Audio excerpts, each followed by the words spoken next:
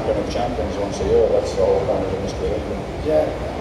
And going back to like the training aspect, so we talked about the results and we talked about the transformation and the finishing second and third in the world.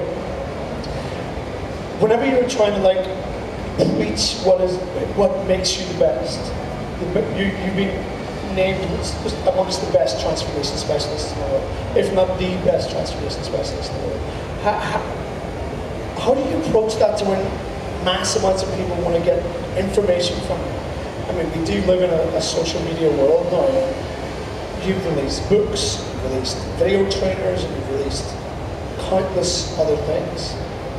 How can you how do you get your information across to so many people and want to get as much information from you? I mean, you can't do that all the time, every day, right? You can't. Yeah, you can, but you have to delegate that out. You delegate it out to people that everyone can relate to. Not everybody can relate to me.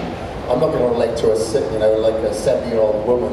Look at me, man. I'm covered in tattoos. I got a mohawk. So I have to utilize people that are inspiring to others that people can relate to. That's why my book is based on other people that have transformed. And then, if I'm doing videos, I'm going to give them a link to social media where there's other people that they can relate to. They're not just going to look at a before and an after picture, and that is it. They're able to interact with these people.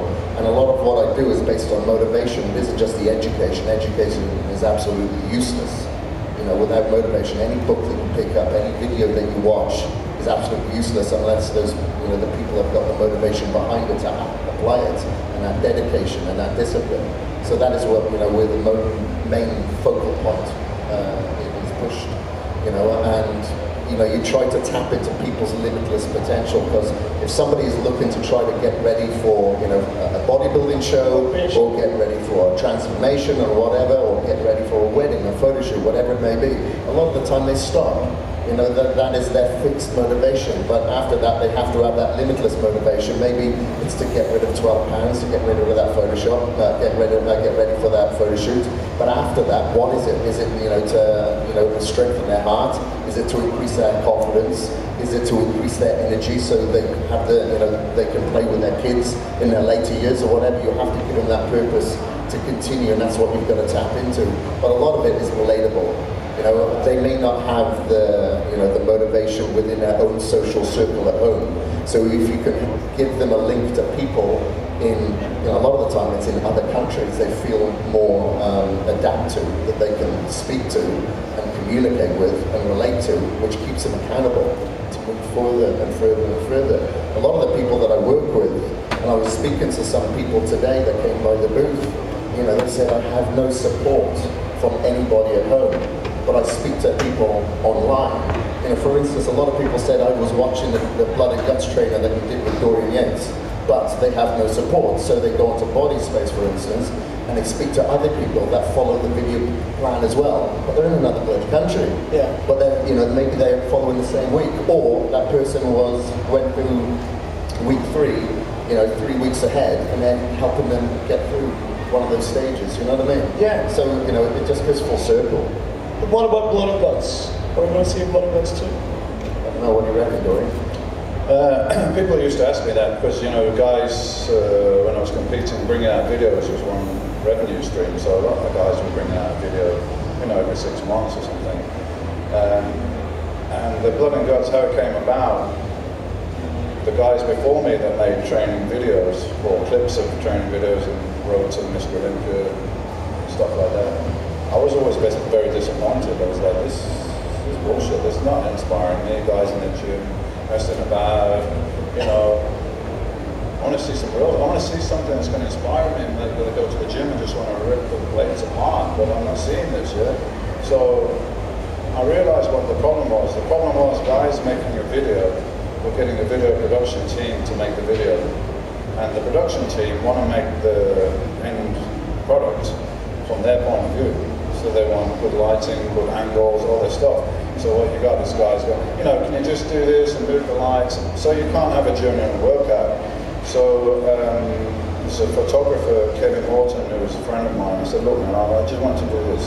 Get a video camera, come in the gym and film the training. But I don't want to know you're there. I don't want to hear you, I don't to talk to you. I don't want to, you know, I'm just going to do my training. And don't bring any lights, just natural light, and don't get in my way. Because I want to train the way I always train, and that's what I want people to see. Yeah. So we did that, we did a genuine workout, and it was funny because Kevin was a friend of mine, so we were staying in the house, and we did a back workout, and it was crazy. You know, bent over the rows, 440 pounds, pullovers, pull downs, you know, I was dead and got on. And we always used to joke with each other, so it was like, look, I guess I need to tell you, what's that? It was like, after your first exercise, today I'm back, the camera wasn't working. I didn't even get the rest of the workout. I'm like, yeah. And he's like, oh, but really, and I said to my wife at the time, don't make this guy any dinner. And he's like, can we do it tomorrow? I said, no, we can't do it tomorrow because next week is the next time I'm training back. Because I'm training and I'm not there to pose and so on. So yeah, it's come back the next week. And if you watch it, there is a little, what do you call it, continuity mistake in there. Because I told Leroy to put the same shirt on he was wearing the previous week, so you wouldn't see any break. But if you look, I think at one point you got a different shirt on, I put it for the workout or something. Then we got it home and I was watching the playbacks and I'm like, something's just not right with it, something's wrong there. Well, I said to Kevin, can you turn the colour off and just put it onto black and white?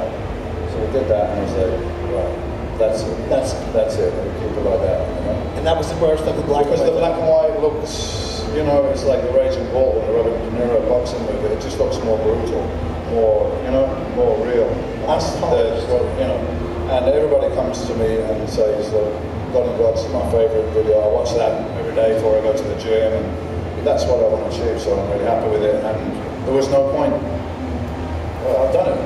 Well, you know, there's no point doing it again. So I have got another DVD,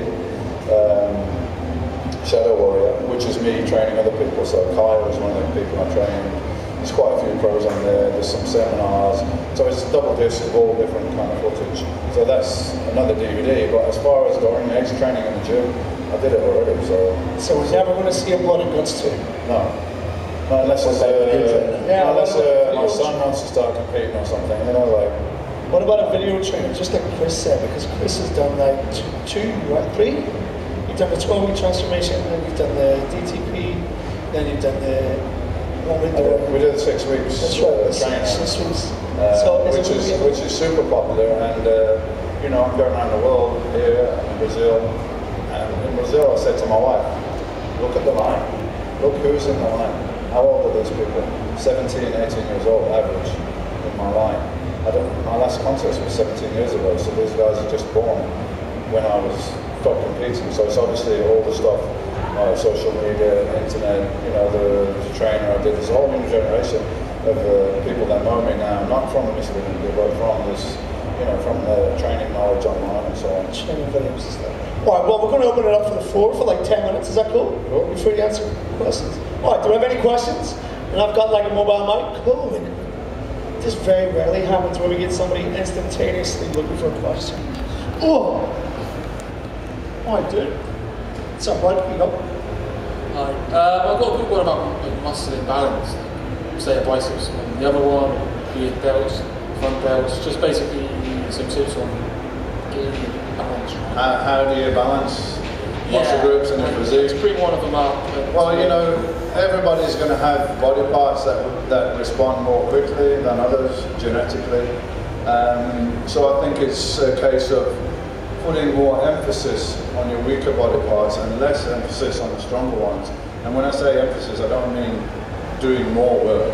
I mean doing more intensity techniques, training more intensely. Whereas, so let's say if your calves were weak and your quads were relatively very strong, first of all, I would train the calves first thing in a workout when you got to the gym, so your mental and physical energies are high, and you always got to like concentrate on this body part and think about it. Again, mental energies, mental projection, you've got to think about it, how best to train it, a lot of energy basically. And then, so for me it was the opposite. My quads were weaker, relatively speaking, to my calves.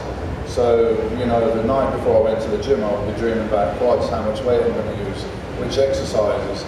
Before I went to the gym, I always used to write my workouts down. Before I went to the gym, I used to take 5 minutes just to sit down and say, okay, this is what I did last week, and this is what I'm going to do this week. So everything into the quads. I didn't even think about calves.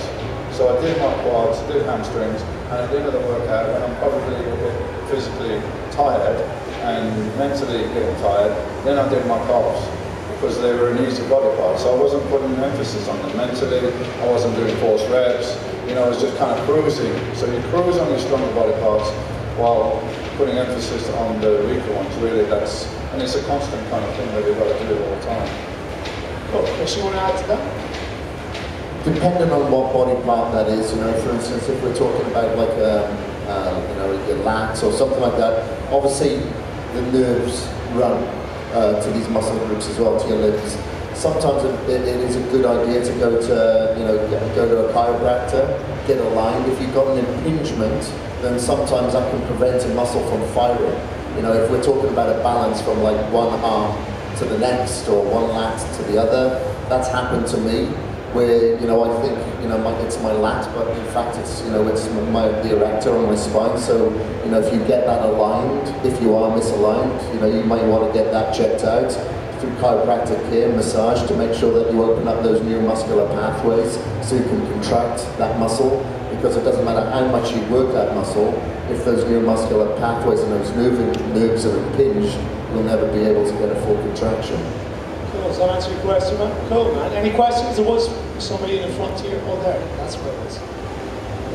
Wait. You're making work for me, man. What's happening? What, Captain America? What's up, dude? Here you go, bud. Hi, Dorian. The question is, I read an article online with yourself where you said you used to take peptide bond amino acid with meals. I think it was during your off-season. How does peptide bond amino acids differ to something like branch chains, and what was the reason for taking it with meals? Well, if you're taking free-form amino acids, you know, your L-glutamine, L-valine, whatever, branch chain amino acids, you really need to take them away from other proteins, otherwise they're poorly absorbed.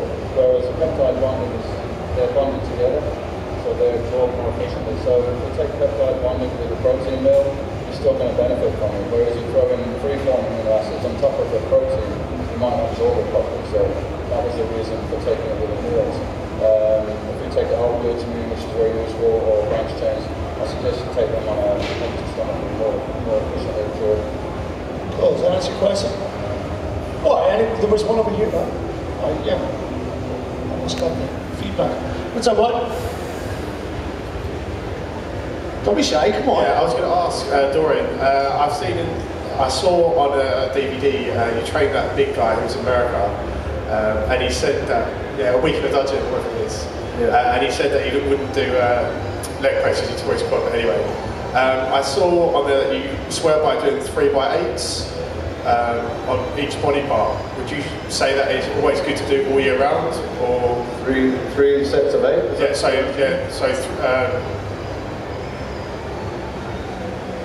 It was just that you were saying that you were talking about how many reps they were doing. You were saying if they're doing anything over 8 reps, it's more for maintenance.